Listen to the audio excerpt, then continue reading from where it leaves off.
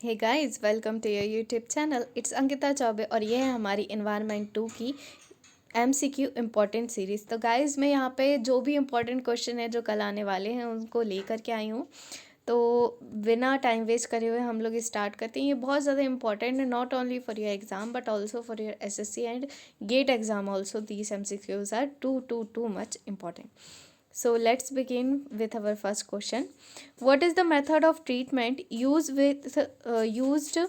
when the TSS in the sample is high? अगर TSS अगर आपके सैंपल में हाई है तो उस टाइम पे आप कौन सा वाला यहाँ पे मेथड का यूज़ करोगे? तो देखो, अगर TSS हाई है तो हम हाई रेट सॉलिड कॉन्टैक्ट क्लियरिफायर का यूज़ करेंगे। क्लियरिफायर क्या होता है? क्लियरिफायर एक तरीके का, अगर हम क्लियरिफाई की बात करें तो ये जो आपका क्लियरिफायर रहता है, ये जो भी आपके अल्ट्रा फिल्ट्रेशन जो प्रोसेस होता है ना, तो उसमें ये यूज़ होता है टोटल TSS को निकालने के लिए। अगर आपको टोटल TSS निकालना है तो आप किसका यूज़ करेंगे? हाइड्रेटेड क्लियरिफायर का। नेक्स्ट वो कह रहा है which type of treatment does clarification fall in? इनमें से कौन सा ट्रीटमेंट आपका क्लैरिफिकेशन फॉल करता है? डज क्लैरिफिकेशन फॉल इन, तो इसका सही आंसर हो जाएगा आपका प्राइमरी ट्रीटमेंट। जो भी आपका क्लैरिफिकेशन की बात करते हैं तो उसमें कौन सा वाला ट्रीटमेंट आ जाएगा? Primary treatment. नेक्स्ट वो कह रहा है which of these removal course materials, इनमें से कौन सा कोर्स मटेरियल को हटाता है? तो देखो, कोर्स मटेरियल को हटाने के लिए हमें कोर्स स्क्रीनिंग की ज़रूरत पड़ती है ना। ग्रिड चैम्बर में क्या होता है कि आपके 2 mm से कम वाले पार्टिकल को रिमूव करा जाता है। 4 to 2 mm वाले पार्टिकल को हम ग्रिड चैम्बर में रिमूव करते हैं। फाइन स्क्रीनिंग में आपका जो और ज़्यादा छोटे पार्टिकल्स रहते हैं, आपके 10 to 5 mm वाले, उनको रिमूव करते हैं। कम्युनिटेटर में हम इसको क्या करते हैं? पीसते हैं। मैकेरेटर और कम्युनिटेटर का क्या काम होता है? जो भी आपके सॉलिड्स हैं बड़े अमाउंट में, उनको ये तोड़ करके छोटे छोटे बारीक अमाउंट में कर देता है। नेक्स्ट वो कह रहा है which type of treatment is the course screening? इनमें से कौन सा वाला ट्रीटमेंट कोर्स स्क्रीनिंग होगा? तो देखो, जो हम प्रीलिमिनरी ट्रीटमेंट देते हैं उसको हम कहते हैं कोर्स स्क्रीनिंग। प्रीलिमिनरी ट्रीटमेंट, जैसे कि अगर हम सीवेज की बात करें तो जब अगर हम एक बहुत अच्छा एग्जांपल लेते हैं आपके म्युनिसिपल वेस्ट का, तो आप देखते हैं कि यहाँ पे, या सबसे अच्छा एग्जांपल आप देख लें नालियों का। तो नालियों में क्या रहता है कि हमारा जो इस तरीके से डिज़ाइन की जाती है इनको, कि ये जो आपका फ्लो रहता है ये ग्रेविटी फ्लो होता है और बहुत ही स्टडी फ्लो रहता है। पानी हमेशा नाली का देखना, अगर बारिश नहीं हो रही है तो नॉर्मल सीजन में आपका पानी स्टडी फ्लो करेगा। तो इस कंडीशन में क्या होगा? धीरे धीरे जो आपके बड़े बड़े पार्टिकल हैं वो यहीं पे सेटल डाउन हो जाएंगे। इसके बाद ये फर्दर जाता है आपका ट्रीटमेंट प्लांट में और फिर वहाँ पे फर्दर ट्रीटमेंट होता है। तो ये हमने क्या दे दिया? ये जो पूरा ट्रीटमेंट हमने दिया है इसी को हम कहते हैं प्रीलिमिनरी ट्रीटमेंट। ठीक है, उसके बाद प्राइमरी होगा, सेकेंडरी होगा, टर्शियरी होगा।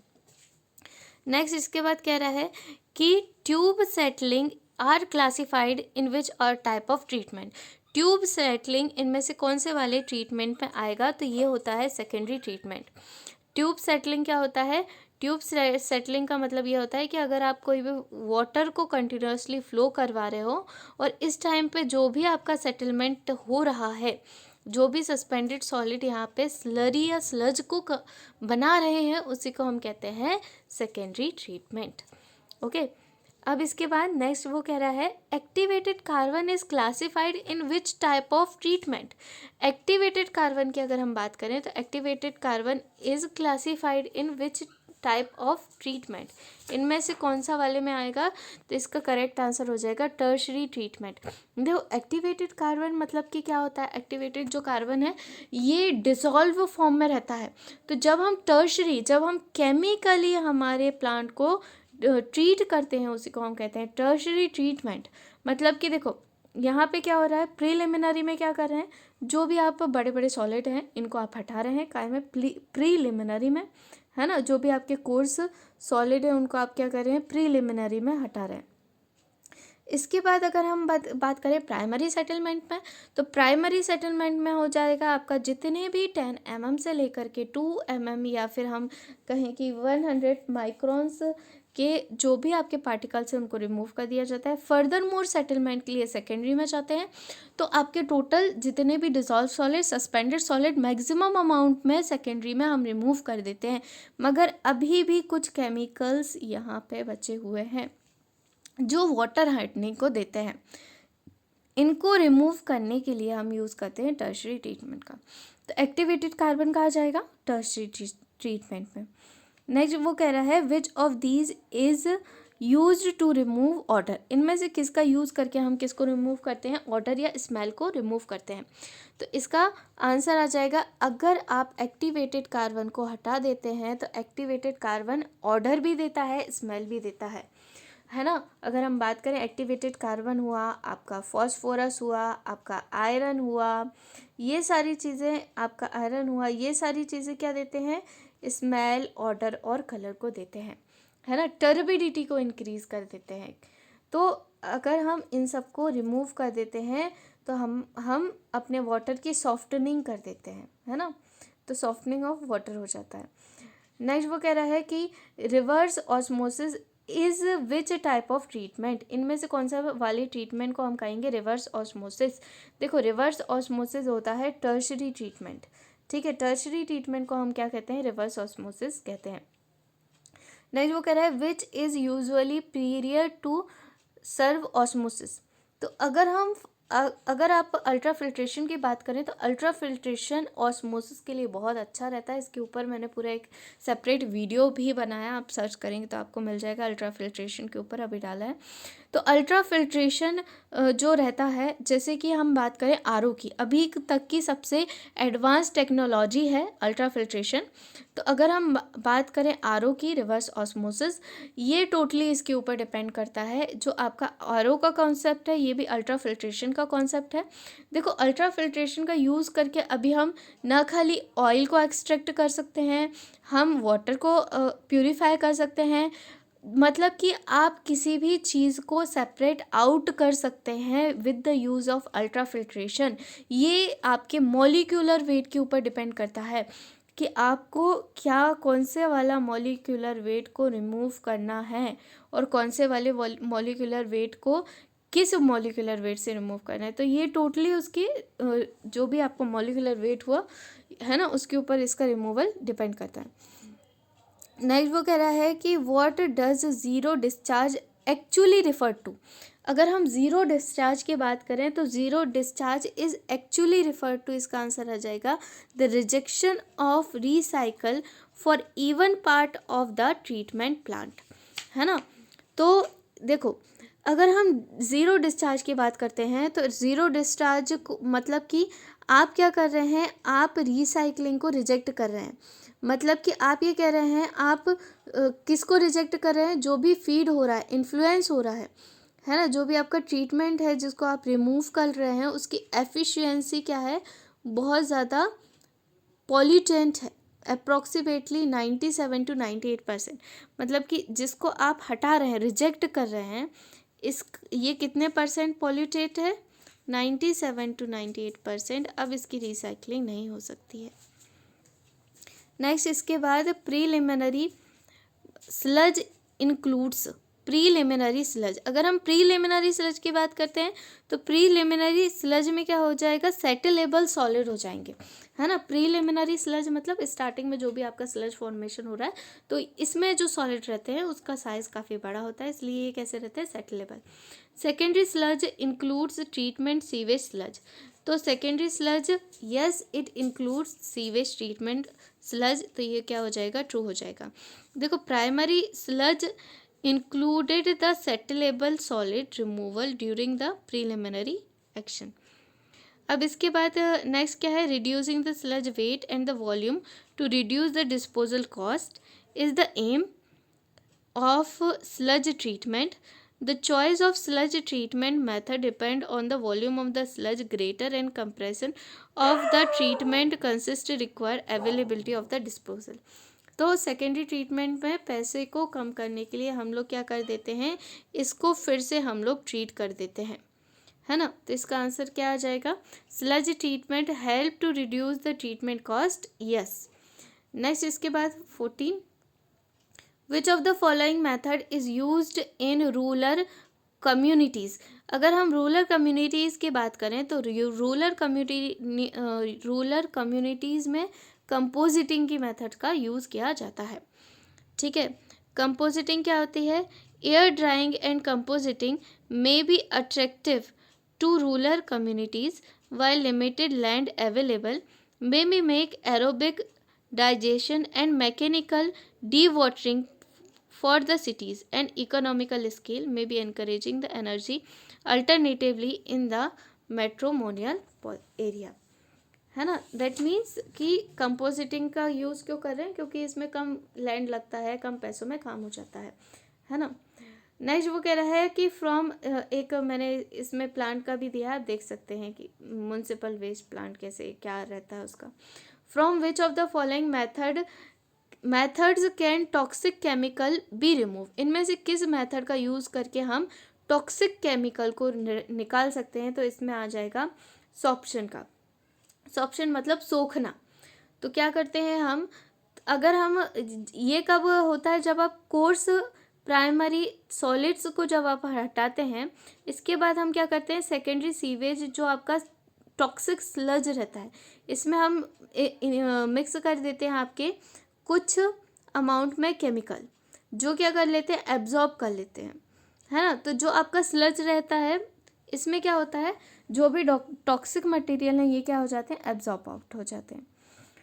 नेक्स्ट वो कह रहा है कि what is the term used for reuse of sewage sludge. अगर आपको सीवेज स्लज को फिर से रीयूज करना है तो उसको हम कहेंगे बायोसॉलिड्स। बायोसॉलिड्स को ही रीयूज करा जाता है, या अलग उसका एक टर्म बोला जा सकता है। In which year the treatment biosolids includes? तो it includes in 1998। What is the first step in the sewage treatment process? Sewage treatment process की सबसे पहली स्टेप जो होती है वो होती है थिकनिंग। सबसे पहली स्टेप क्या होती है? थिकनिंग क्या होती है? थिकनिंग सबसे पहली स्टेज होती है किसकी? आपके स्लज ट्रीटमेंट की। ठीक है, इसमें क्या होता है? जो भी आपका प्राइमरी स्लज आता है, दो स्लज होते हैं, एक होता है प्राइमरी, एक होता है सेकेंडरी। ठीक है, तो ये जो आपके दोनों स्लज आते हैं, प्राइमरी स्लज या फिर सेकेंडरी स्लज, इनको हम क्या करते हैं? ऑफ्टन इनको फिर से ट्रीट करा जाता है। कैसे ट्रीट करा जाता है?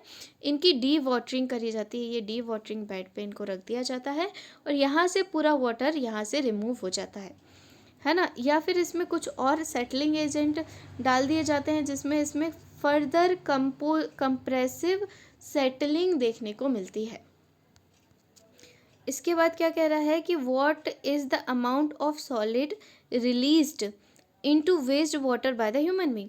ह्यूमन बीइंग की अगर हम बात करें तो देखो, ये जो डेटाज हैं ये बहुत ज़्यादा इम्पॉर्टेंट है आपके एग्ज़ाम पॉइंट ऑफ व्यू के रिगार्डिंग। अगर हम बात करें तो 17 ग्राम पर कैपिटा पर डे, है ना। तो 17 ग्राम per capita per day solid हम डेली निकालते हैं, है ना, डिस्पोज करते हैं। ठीक है, अगर हम बात करें कि गार्बेज की या फिर इन सारी चीज़ों की, तो 100 ग्राम हो जाएगा।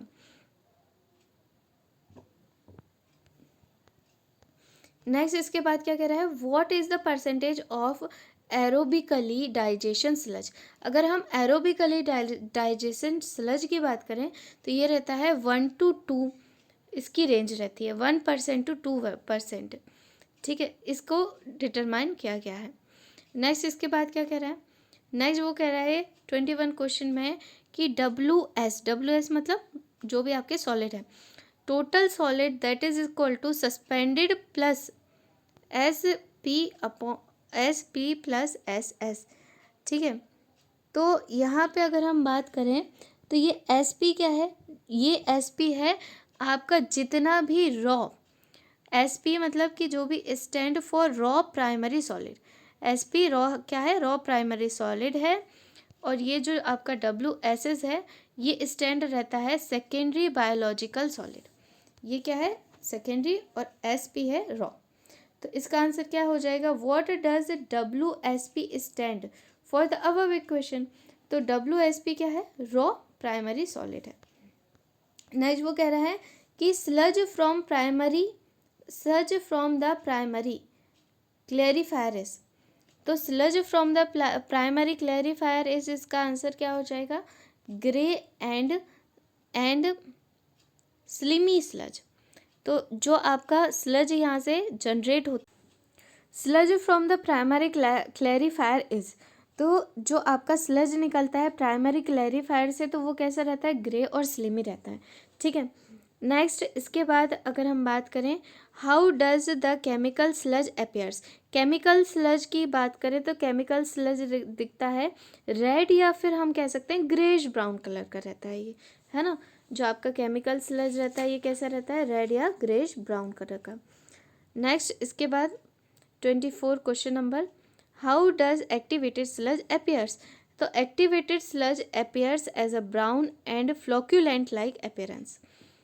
What is the percentage? 25. What is the percentage of dry solid assumed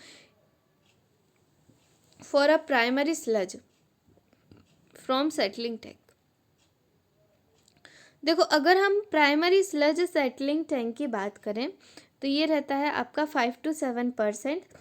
ये जो आपके ड्राई सॉलिड्स रहते हैं जो आपके प्राइमरी स्लज में होते हैं, जब आप फर्दर ट्रीटमेंट करते हैं स्लज का उस टाइम पे जो आपका ड्राई सॉलिड्स रहते हैं ये कितने रहते हैं स्लज में? 5 to 7% रहते हैं। इसके बाद अगर हम बात करें कि मोस्ट ऑफ द केसेस हम इसको 6% कंसिडर करके चलते हैं, मगर अगर हम कुछ फ्लोकुलेंट्स की बात करते हैं वहाँ पे इनका जो परसेंटेज है वो और ज़्यादा कम हो जाता है, 2 to 7%, 2 to 4% हो जाता है।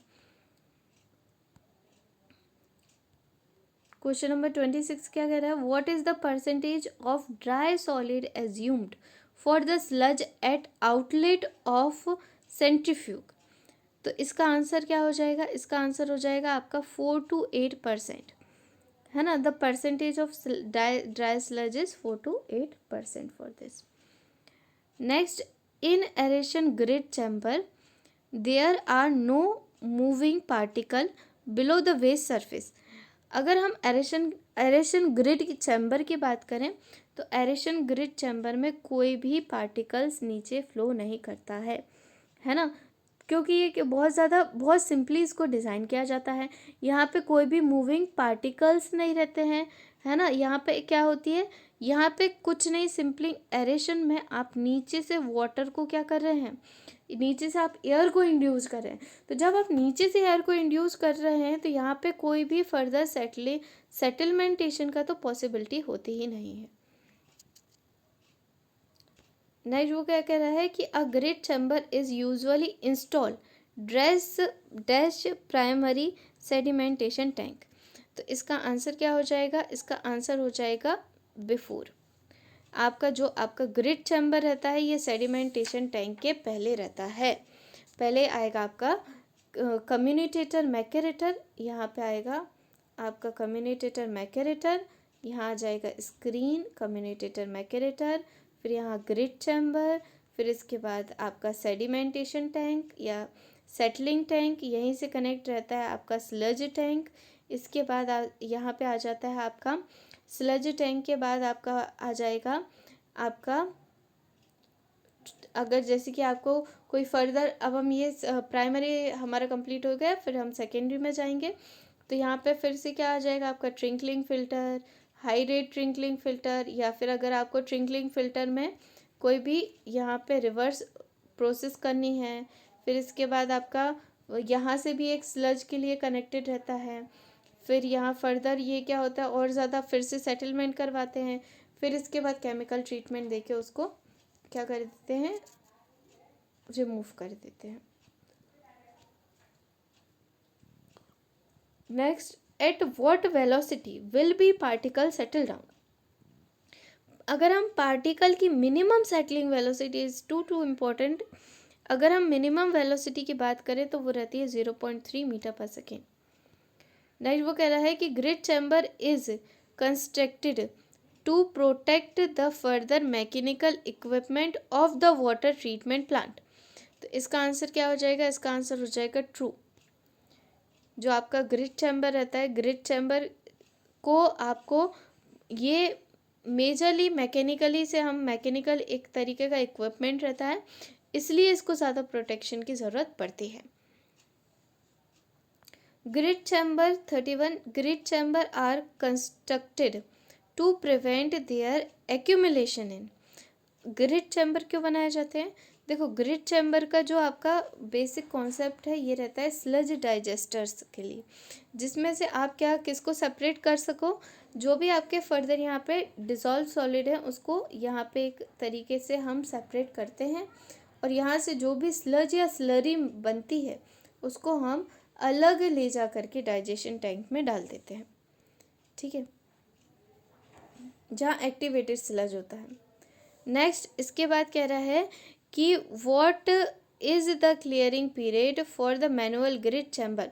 मैनुअल ग्रिड चैम्बर को आप 1 वीक में साफ करेंगे, 1 वीक रिक्वायर्ड, है ना। अगर हम मैनुअली अगर आप उसको हम साफ कर रहे हैं तो क्या आ जाएगा, 1 वीक आ जाएगा इसका आंसर। नेक्स्ट वो कह रहा है grit chamber is similar to which of the following. तो ग्रिड चैम्बर में भी सेटलिंग होती है और सेडिमेंटेशन टैंक में भी सेटलिंग होती है, तो ये दोनों एक जैसे हैं। नेक्स्ट वो कह रहा है कि what is the specific gravity settleable particle in the grid chamber. Grit chamber में अगर कोई पार्टिकल सेटल हो रहा है तो उसकी वेलोसिटी, उसकी स्पेसिफिक ग्रेविटी कितनी होनी चाहिए, 2.6। It is also a most important question. Stokes law hold for Reynolds number. अगर हम स्टोक्स लॉ की बात करेंगे तो Stokes law hold Reynolds number less than 1। What is the horizontal velocity considered for the grid chamber. तो अगर हम grid chamber की बात करें तो ग्रिड चैम्बर में जो आपकी वेलोसिटी रहती है 0.25 से लेके 0.4 सेकेंड्स के बीच में रहती है ना। तो ये जो आपका हॉरिजॉन्टल वेलोसिटी है ये कितनी है, 0.25 से लेके 0.4 मीटर पर second. Most of the cases में हम बात करें तो ये 0.3 मीटर पर सेकेंड के अप्रॉक्स रहती है ना। जहाँ पे या फिर हम ये भी कह सकते हैं कि अगर आपका पार्टिकल 21 mm से कम है तो उस टाइम पे 1 to 1.3 मीटर पर सेकेंड आपका रिमूवल या फिर आपकी सेटलिंग वेलोसिटी रहती है। नेक्स्ट फर्दर वो कह रहा है कि what is the detention time consider for aeration grit. Aeration grit के लिए आपका डिटेंशन टाइम कितना होगा। तो if we are going to talk about detention time तो वो रहेगा 2 to 5 मिनट्स। 2 to 5 मिनट्स आप क्या करते हैं, वाटर को वहीं पे डिटेन, वहीं रोक करके रखते हैं। Which of these are not grid removal equipment installed in the aeration grid chamber. तो एरेशन ग्रिड चैम्बर में हम कम्युनिटेटर को नहीं रखते हैं, बाकी तो जेट भी रहेगा, जेट पंप रहेगा, टर्बुलेंस, कम्युनिटेटर, स्क्रू कवर, कन्वेयर्स, तो ये सारी चीज़ें रहेंगे, मगर कम्युनिटेटर नहीं रहता। कम्युनिटेटर साइज को कम करता है पार्टिकल्स की। नेक्स्ट वो कह रहा है what is the amount of air supplied for these grid chamber. अगर हम इन सारी ग्रिड चैम्बर की बात करें तो इसमें 0.2 to 0.5 मीटर क्यूब पर मीटर मिनट्स के हिसाब से इसमें हम क्या इंड्यूस करते हैं, एयर को इंड्यूस करते हैं। नेक्स्ट कह रहा है at what depth are the air diffusion is take place in the grid chamber. तो इसका आंसर क्या हो जाएगा, 40 वाले का आंसर हो जाएगा 0.45 to 0.6। ये क्या हो जाता है, जो भी अगर हम बफेल की बात करें या फिर अगर आप इम्पोर्टेंट एक ग्रिड चैम्बर एक इम्पोर्टेंट रिमूवल है तो इस टाइम पे जब हम डेप्थ को डिसाइड करते हैं तो वो 0.45 से लेके 0.6 मीटर के बीच में होनी चाहिए। नेक्स्ट वो कह रहा है what is the amount of grid quantities captured by a aeration grid. अगर हम एरेशन ग्रिड की बात करें तो वो कैप्चर करती है 0.4 to 0.2 मीटर क्यूब पर metre upon 10 into metre cube. तो ये जो आप एक्सप्रेशन देख रहे हैं ये क्या बता रहा है कि कितना अमाउंट रहेगा, कितनी क्वांटिटी रहेगी आपका एरेशन की रिक्वायर्ड रहेगी।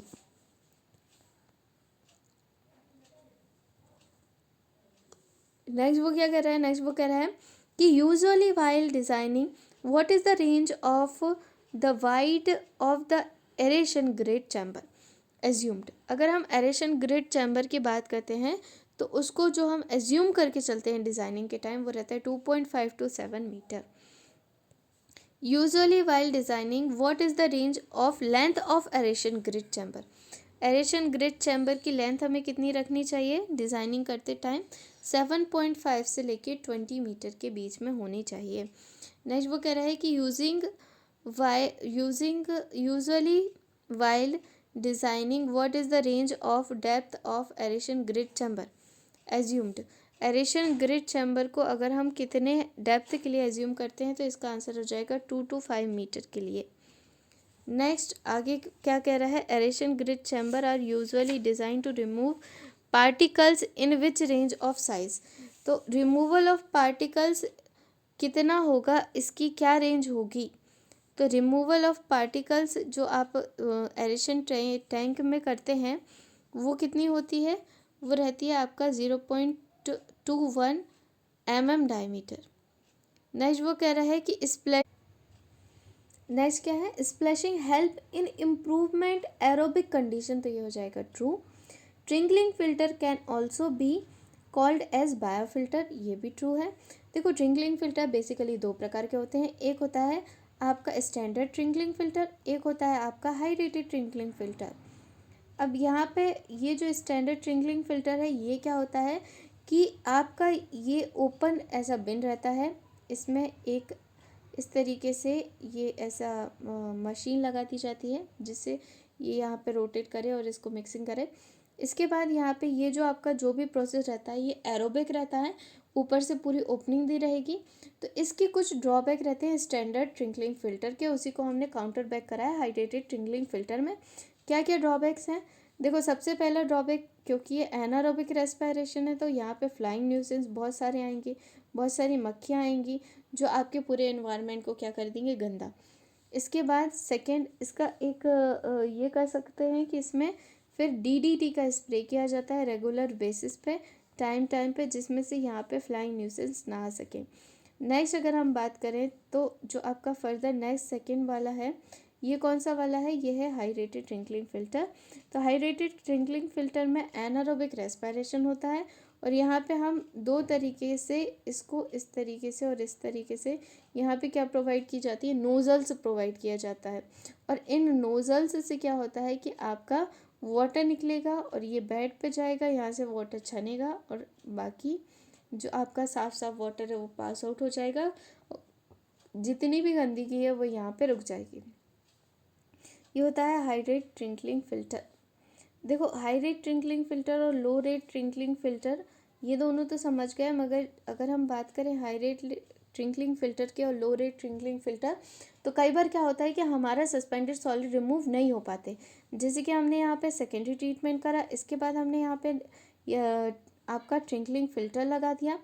ट्रिंकलिंग फ़िल्टर लगाने के बाद अब आप जो आपका रिमूवल हो रहा है, अब यहाँ से जो आपका बाय प्रोडक्ट निकल रहा है इसमें अभी भी बहुत सारे अमाउंट में सस्पेंडेड सॉलिड हैं। तो इस कंडीशन में हम क्या करते हैं, इसको रीसाइकल करते हैं, मतलब इसको वापस से कहाँ भेजेंगे, ये वाले ट्रिंकलिंग फ़िल्टर में।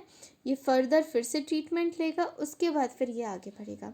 तो इस तरीके से आपका सिंगल ट्रीटमेंट और सिंगल सर्कुलेशन, डबल सर्कुलेशन के हिसाब से अलग अलग टाइप के ट्रिंकलिंग फ़िल्टर का एक्शन होता है।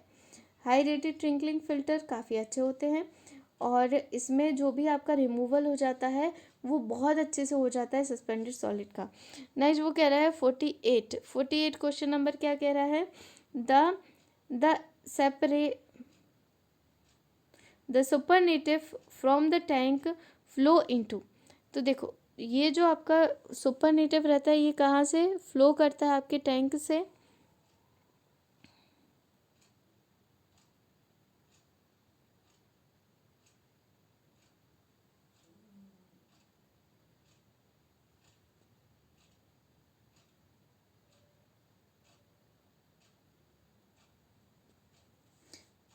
तो इसका आंसर क्या हो जाएगा, डोजिंग डिवाइस। इसका आंसर क्या हो जाएगा, डोजिंग डिवाइस हो जाएगा। Next 49 dash is trickling filter contain many species like bacterias, row worms. तो किस तरीके के ट्रिंकलिंग फिल्टर में या किस तरीके के फिल्टर में बहुत सारी स्पीसीज पाई जाती हैं?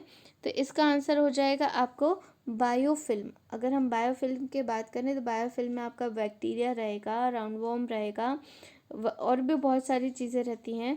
तो वो वहाँ पे बहुत ज़्यादा फ्लरिश करते हैं, बहुत जल्दी उग जाते हैं, है ना। बहुत ही उनको फेवरेबल कंडीशन मिलती है अपनी ग्रोथ के लिए। नेक्स्ट वो कह रहा है which of the following is not used as a media for trickling filter. इनमें से किसका यूज़ नहीं करते ट्रिंकलिंग फिल्टर मीडिया का? देखो, सैंड का करोगे, जियो टेक्सटाइल का करोगे, ट्रेवल्स का करोगे, मगर पेपर कभी भी आप ट्रिंकलिंग फिल्टर में नहीं लगाओगे। तो इसका सही आंसर क्या हो जाएगा? पेपर।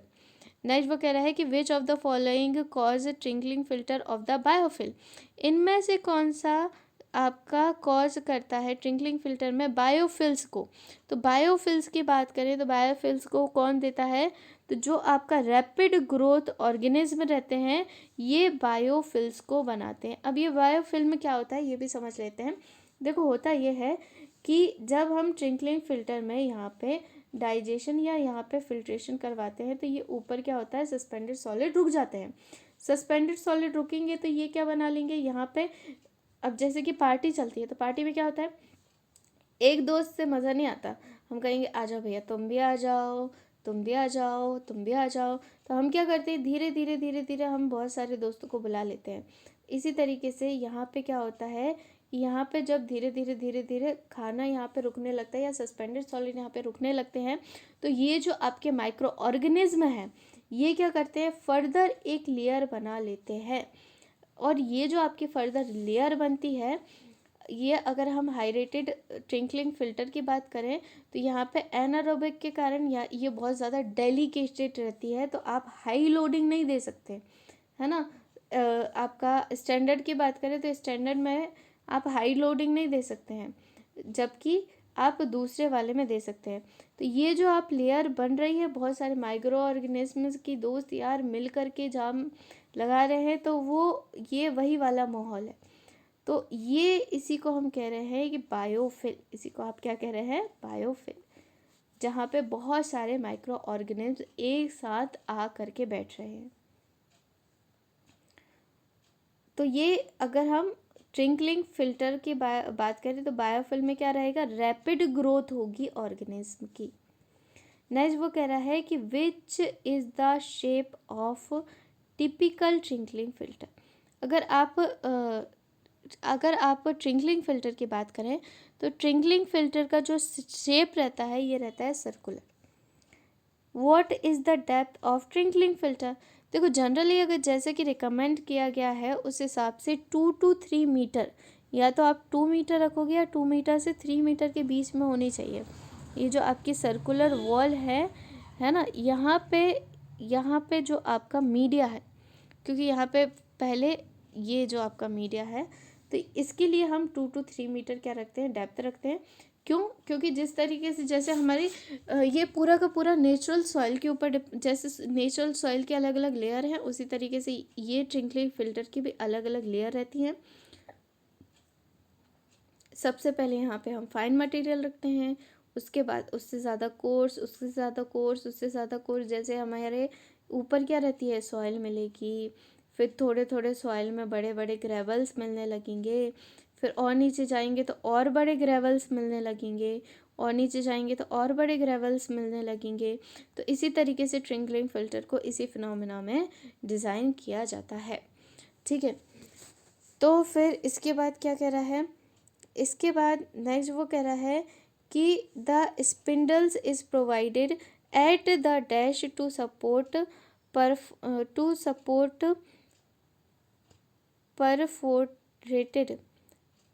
Perforated plates. तो इसका आंसर क्या हो जाएगा, इसको जो आपका देखो आप कहाँ पे देखिए, अगर हम स्प्लेंडर की बात करें तो इसको हम देते हैं सेंटर में। ये कहाँ दिया जाता है, आपका सेंटर में दिया जाता है। नेक्स्ट क्या कह रहा है, while designing the trickling filter what would be the depth assumed. तो डिज़ाइन करते टाइम जो हम डेप्थ लेते हैं वो रहती है 4 to 12 मीटर ट्रिंकलिंग फिल्टर के लिए। What are the necessary priority to the twinkling filter. तो देखो ट्विंकलिंग फिल्टर में जो इम्पोर्टेंट प्रायोरिटीज़ हैं या नेसेसरी प्रायोरिटीज़ हैं वो क्या है, ये हम प्राइमरीली इसको क्लासिफाइड कर लेते हैं, है ना। जो आपका प्राइमरी क्लासिफिकेशन है ये बहुत ज़्यादा ज़रूरी है। जैसे आपको स्क्रीनिंग कितने मटेरियल की करनी है, इसकी आप कितनी लेंथ रखना चाहते हैं, नेसेसरी क्या इसकी लेंथ रहेगी, इसमें कोई कोटिंग की ज़रूरत तो नहीं पड़ेगी, प्रोटेक्शन के लिए कोटिंग कौन सी कोटिंग देनी है, तो ये सारी चीज़ें इसमें आ जाती हैं। तो प्राइमरी क्लासिफिकेशन करना पड़ता है ट्विंकलिंग फिल्टर के लिए। नेक्स्ट वो कह रहा है which type of bacteria are used in twinkling filter. तो which type of bacteria are use in twinkling filter, तो यहाँ आ जाएगा फ्लोक्यूलेटिव बैक्टीरिया को हम यूज़ करते हैं ट्विंकलिंग फिल्टर में। इसका सबसे अच्छा एग्जाम्पल है पेसिडोमोनास, या फिर आप एक और देख सकते हैं एलेक्लिजीनस। ये दोनों क्या हैं आपके ट्विंकलिंग फिल्टर के बैक्टीरिया से। ये बहुत ही अच्छे रहते हैं ट्रीटमेंट के लिए, है ना। For 58 for the rock type of packet in intermediate filtration trickling filter, what is the type of hydraulic rate considered। देखो अगर हम रॉक टाइप, जैसे कि आपने यहाँ पे रॉक टाइप पैकेज दिया हुआ है ट्विंकलिंग फिल्टर में, अगर यहाँ पे रॉक टाइप हमने यहाँ पे पैकेज दिया है ट्विंकलिंग फिल्टर में, उस टाइम पे हम कितना डिस्चार्ज रखेंगे या डिस्चार्ज की क्या रेंज रहेगी। तो ये जो आपका डिस्चार्ज रहता है ये रहता है आपका 4 to 10 मीटर क्यूब पर मीटर स्क्वायर पर डे, ठीक है। Next further we are moving forward. Next वो कह रहा है कि फॉर द रॉक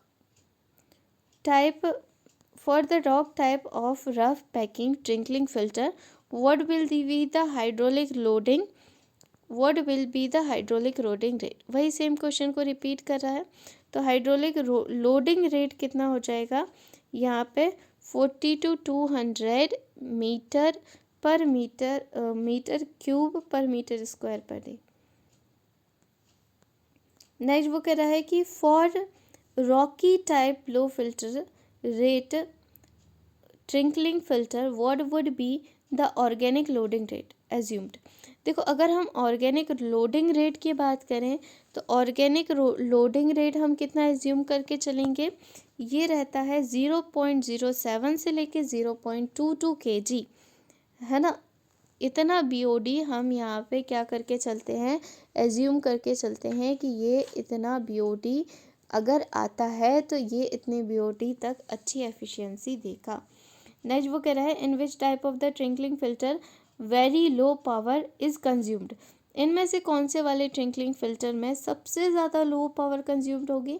तो लो और स्टैंडर्ड ट्विंकलिंग फिल्टर की अगर हम बात करें तो इसमें सबसे कम एनर्जी, सबसे कम पावर लगती है। In which type of twinkling filter very high power is considered. सबसे ज़्यादा जो आपकी पावर लगती है वो लगती है रफनिंग में। जो आपकी रफनिंग या फिर हम इसको कहते हैं plastic rock type twinkling filter, तो ये बहुत ज़्यादा क्या रहते हैं, इनमें कम से कम अबाउट 10 to 20 किलोवाट पर मीटर क्यूब के हिसाब से इसमें लगता है आपका क्या, एनर्जी। नेक्स्ट वो कह रहा है कि in which type of twinkling filter is nitrogen oxide. देखो अगर हम ट्विंकलिंग फिल्टर की बात करें तो जो आपका ट्विंकलिंग फिल्टर रहता है इसमें नाइट्रोजन ऑक्साइड्स किस टाइप के फिल्टर्स में होती है, तो इसका आंसर आ जाएगा लो या फिर आपका स्टैंडर्ड रेट ट्विंकलिंग फिल्टर में।